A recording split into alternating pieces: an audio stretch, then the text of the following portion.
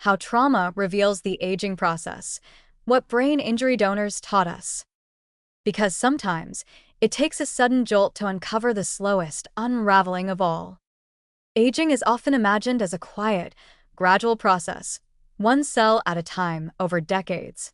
But ironically, some of our most profound insights into that creeping decline have come from the opposite: sudden trauma. In particular, a recent wave of discoveries in brain aging didn't come from centenarians or long-term cognitive studies. It came from people who died unexpectedly, often tragically, from accidents, injuries, or other abrupt events that left their brains intact but stopped their lives short. These weren't traditional research participants. They became accidental donors, and their brains have opened a window into how aging really unfolds at the molecular level.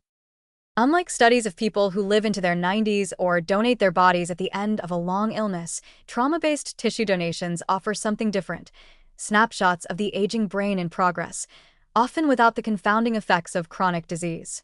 These individuals died suddenly, which meant researchers could examine their brain tissue with minimal delay or degeneration. And what they found was startling. Even in relatively young adults, people in their 30s, 40s, or 50s, researchers identified molecular patterns that mirrored what we traditionally associate with old age. Inflammation, oxidative stress, synaptic dysfunction, and altered gene expression were already visible in brains that, chronologically, were far from elderly. In other words, aging doesn't wait for wrinkles.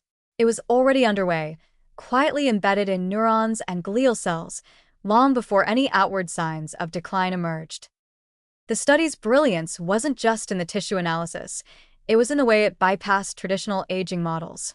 Most aging research focuses on people already in late life, but that creates a kind of survivor bias.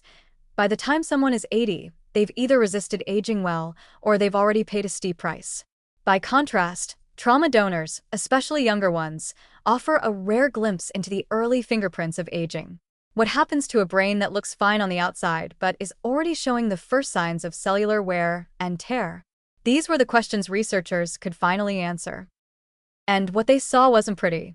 Many of these brains showed signs of neuroinflammation, an aging hallmark tied to cognitive decline, depression, and neurodegenerative disease.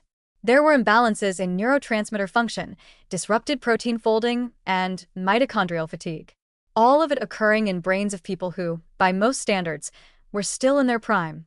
But biologically, the clock was already ticking. One of the most striking findings was how uneven the aging process is. Some regions of the brain appeared remarkably preserved, while others, particularly those tied to memory, stress regulation, and immune response, were already exhibiting high levels of stress-related gene expression. It was as if trauma had peeled back the curtain and revealed which areas were aging silently under the surface.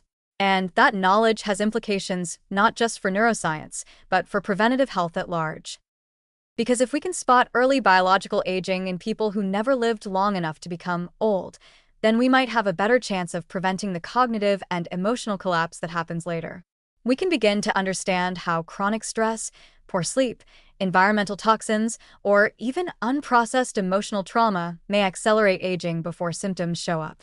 We can track the molecular footprints of decline earlier, and perhaps intervene with diet, exercise, medication, or even epigenetic therapies long before Alzheimer's or Parkinson's enters the room.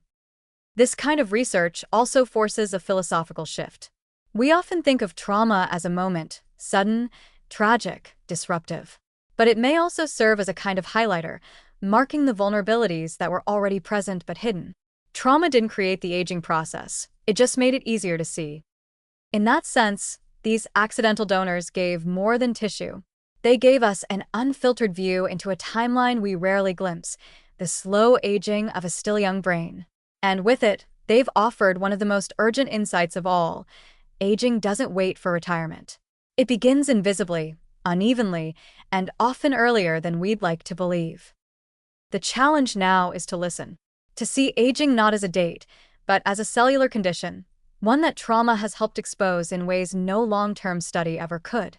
The data may come from tragedy, but what we do with it, that's a chance for prevention, resilience, and ultimately, a better understanding of how to grow old with eyes wide open.